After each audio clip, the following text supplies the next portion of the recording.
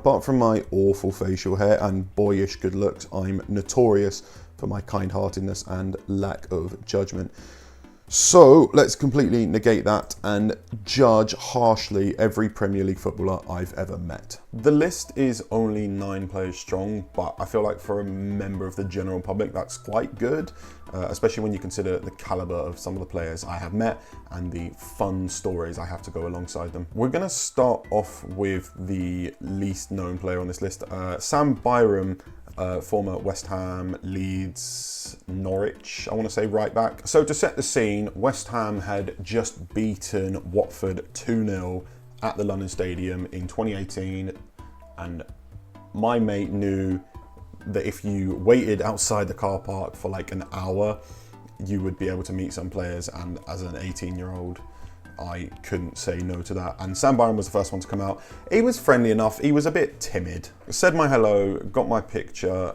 There was one unnamed, I won't say, West Ham influencer who was begging, practically begging for a free shirt from Sam Byram, who it seemed to have made him very uncomfortable, and he left promptly after, so thanks for that. But it was nice. It was nice. He was friendly. He didn't have to stop outside the car park, as did none of the others that I met in that situation. So fair play to him. Not the best of footballers, but lovely, lovely man. Next up is former England, West Ham, and some other dead clubs.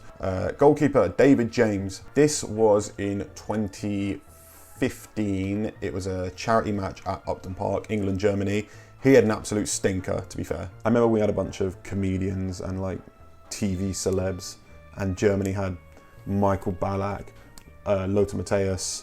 They took it very seriously, as the Germans always do. And after the game, David James waited around for maybe an hour to chat to fans and whatever, and I had a solid 4 or 5 minute conversation about the game with David James, which he had absolutely no obligation to do. And given his recent actions, I love him even more. I'm gonna stick this one in world class, terrific. The third player on this list is probably the most famous, I'd say, in Rio Ferdinand. However, unfortunately, it was also the most brief. I'm just going to put it in forgettable because it was a nothing interaction. It was, can I get a picture? I told you to leave me alone. Me begging for a picture, and then him caving in for a picture. That was about it. I mean, celebrities aren't obligated to give you a picture, but it is, you know, it's never a good look if they don't. If he hadn't have said a picture, I probably still would have put it in forgettable because I don't care enough about Rio Ferdinand to have put it in heartbroken. The next one, the big one, Declan Rice. And I say the big one because it's more than just an interaction. We dated for several years. Me and Declan Rice went to the same secondary school. He was the year above me. He was a West Ham player as a notorious, wrong shirt. Being the West Ham fan that I am, I had to try and shoehorn my way into his presence, which, I mean, we are friends on Facebook and I got nutmegged by him twice, so it worked. I don't think at school I ever thought he'd turn into the player he is. I never thought he was one of the standouts because I suppose when you're 14, you look at who's the most skillful, don't you? You don't look at the tactics, the nuance. Regardless, for me to have known someone at such a young age, have played football with him, and then him go on to captain my club to a European trophy is, I mean, there can't be many situations of that in the world, so core memory.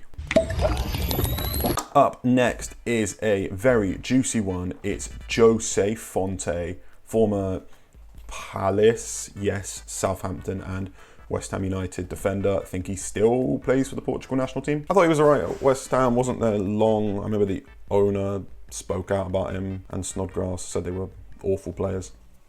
Love my club. Which is why he can maybe be forgiven for being the least pleasant interaction on this list. He pulls up with his supercar outside the car park. He does stop, to be fair to him, with the number plate F6NTE, not what you like to see. I get my picture with him, it's fine. My mate's after me, goes to get his picture, takes a picture, realizes camera flash was off, goes to take another picture, leans up against his car, and Jose Font drives off, leaving my friend in the dust.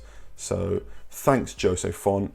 You evil, evil man. Obviously a joke, but if I had to put one of them in heartbroken, it would be Jose Font. Next up, and I don't know if I put this one in heartbroken or core memory. How many people have gotten to shake hands with their club captain? Longest serving player in the Premier League era, definitely. He was at West Ham for 22 years. He's still at West Ham behind the scenes. Captain Fantastic, Mark Noble, Mr. West Ham himself. I shook his hand and I told him I loved him, because I do. And he laughed at me. And that broke me a little bit. Which I think is, you know, if your club captain laughs at you when you tell you love him, anyone laughs at you when you tell you love them, it's never a nice experience. So I'm sorry, Mark. I do love you, but you have left some lifetime wounds with that.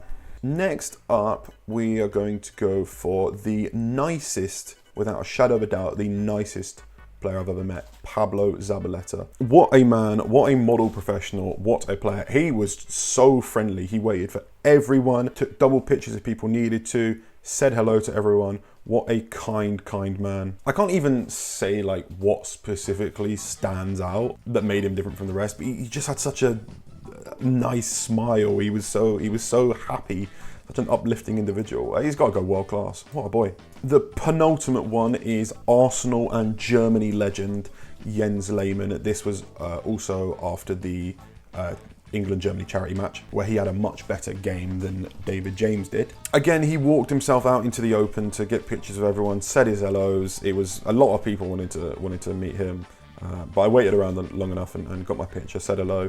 He was nice, he was friendly. I can't say forgettable because he was a bit more nice than Rio, but friendly. That's what the friendly category exists for. And rounding things off with the strangest interaction, I'd say, would be Angelo Ogbonna. This was the last of the London Stadium car park meetings, and while he was a very lovely man, it's my actions that cannot be justified. There's something absolutely delightful about a big, shiny, bald head, but I've learnt now that that does not give you any right to pat him on the head like a drum. I don't know why I did it. I was excited.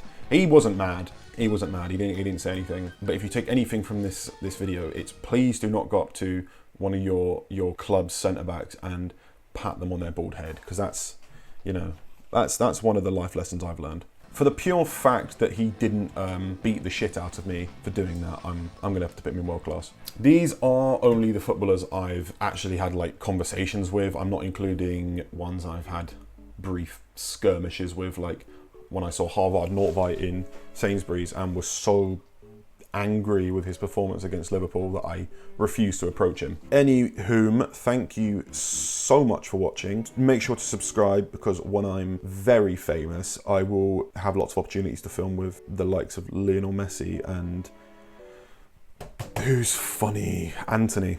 And then I'll do another video off of those experiences. So I appreciate you watching. Subscribe, like, comment, just do anything. And I'll see you next Sunday.